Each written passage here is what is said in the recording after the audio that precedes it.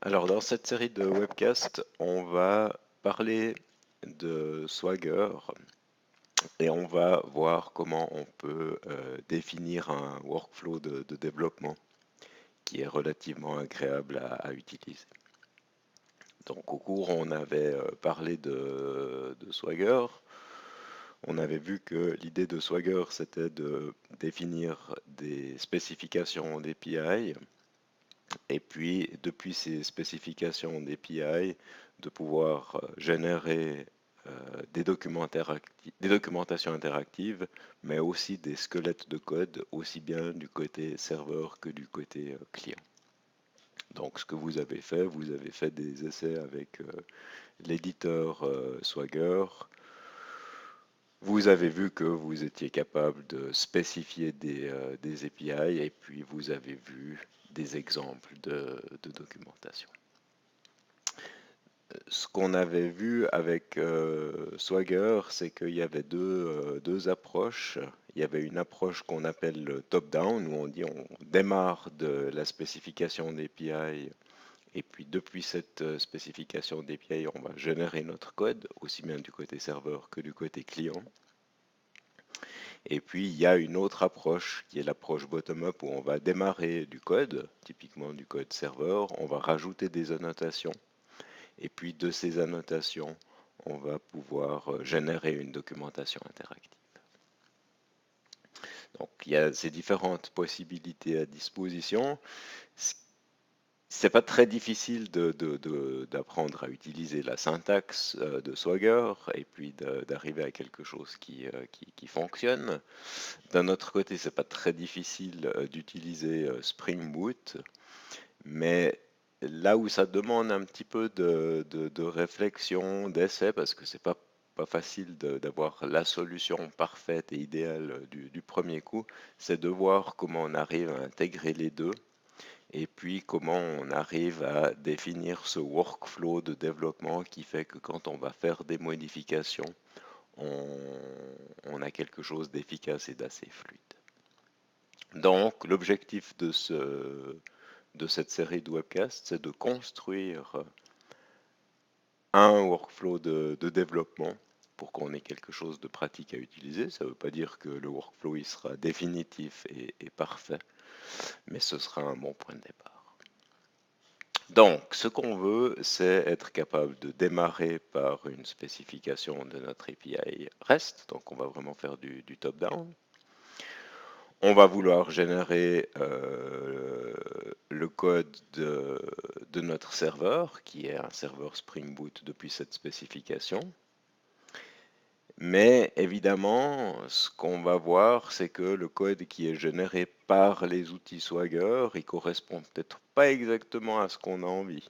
Hein, les outils ont été écrits il y a un moment, ils n'utilisent pas forcément la dernière version de Spring Boot, il y a peut-être certaines choses qu'on n'aime pas. Donc, comment est-ce qu'on va réussir à faire ces ajustements dans le code qui est généré? Et puis, c'est surtout vrai puisqu'on va pas pouvoir générer toute la spécification de l'API en une fois au début du projet. Hein. Ça, c'est quelque chose qui serait illusoire, puisqu'on a envie de commencer avec quelques endpoints, de passer au code, d'implémenter, de valider, de rajouter des endpoints de manière itérative. Et puis même sur un endpoint, on ne va pas être capable de le spécifier entièrement et correctement en une fois. On va certainement devoir revenir et faire des ajustements. Et c'est là où c'est important de passer du temps maintenant à définir notre workflow de développement, parce que si on ne le fait pas, ce qu'on risque de faire, c'est finalement, je fais des modifications de l'API REST, je régénère du code, et puis soit je vais faire du copier-coller dans mon projet Spring Boot, je vais risquer de perdre certaines adaptations euh, du code généré que j'ai fait. Et puis finalement, si j'ai un workflow qui n'est pas efficace, chaque fois que je mets à jour la spécification de mon API REST et que je régénère du code, je vais en avoir pour 2 heures pour intégrer le code généré avec le code que j'ai écrit, et ce temps va sans cesse augmenter. Donc, ce qu'on va voir, c'est que si on passe un petit peu de temps à configurer les outils et à bien comprendre les étapes, ben, on arrive à résoudre ce problème. Ce qu'on va voir, c'est une solution. C'est quelque chose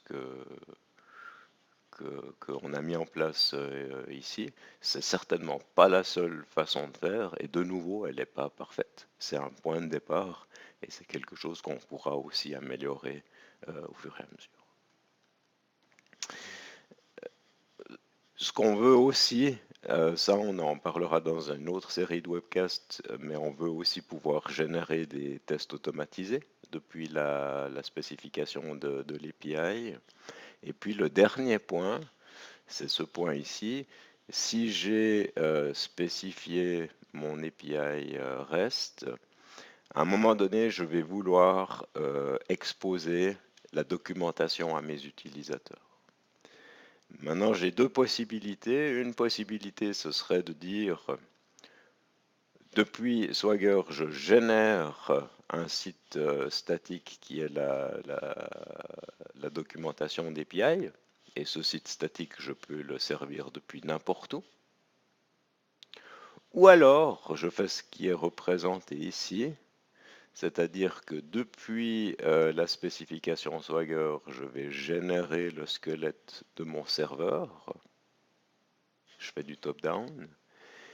Et puis après, je vais aussi faire en sorte que mon application elle-même, elle génère ou elle met à disposition, elle expose cette documentation. Et donc ici, là, je suis en train de faire du bottom-up. L'avantage, c'est que ici, ce que je vais voir, et si j'ai la partie interactive où je peux envoyer des requêtes, ce sera vraiment ce qui est fourni par le serveur. On va voir que ce mécanisme, il est mis en place, il est activé par le code qui est généré par les outils. Et puis là, le code généré s'appelle sur un projet qui s'appelle SpringFox. Donc ça, on va le voir dans le code qui est généré. Ok, donc ça, c'est les objectifs, c'est ce qu'on a envie de faire. Et donc, pour pouvoir faire ça, on va faire les quatre étapes suivantes. D'abord, on va implémenter une spec d'API très simple pour pouvoir travailler.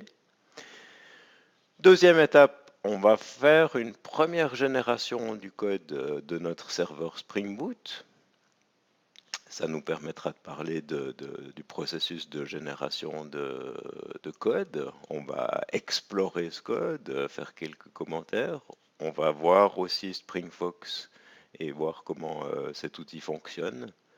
Et puis on va faire le point, on va regarder quelles sont les choses qui nous plaisent, celles qui nous plaisent pas. Et puis qu'est-ce qu'on devrait adapter pour avoir un workflow qui est agréable à utiliser. Troisième étape, ça c'est quelque chose que vous n'avez peut-être pas encore vu, c'est l'idée qu'on peut aussi utiliser un plugin Maven pour générer le code pendant le processus de build. Quand on commence à utiliser Swagger, ben on utilise l'éditeur Swagger, et puis depuis l'éditeur Swagger, si je viens ici, on fait ce genre de choses. Hein. Je vais dans le menu, je fais Generate, je ne trouve pas Boot. Tiens, ils ont retiré... ah si, Spring ici. Donc je peux générer Spring ici. Et puis j'ai mon code. Ce qu'on va voir, c'est qu'on peut aussi faire ça pendant le processus de build. On va aller faire un tour dans la documentation. On va voir qu'il faut un petit peu creuser pour trouver la documentation, mais on va voir qu'on a aussi beaucoup d'options qui sont mises à disposition et qu'on va utiliser pour pouvoir optimiser notre workflow. Et puis la dernière chose, ben, on va faire un review de notre processus. Et puis on va voir qu'est-ce qui se passe quand on met à jour l'API. voir qu'on peut régénérer une partie du code et puis que le code qu'on écrit pour finalement vraiment faire le boulot de l'API, on ne doit pas le réécrire, on n'a pas de copier-coller à faire. Donc c'est ce qui va nous occuper pour les prochains webcasts.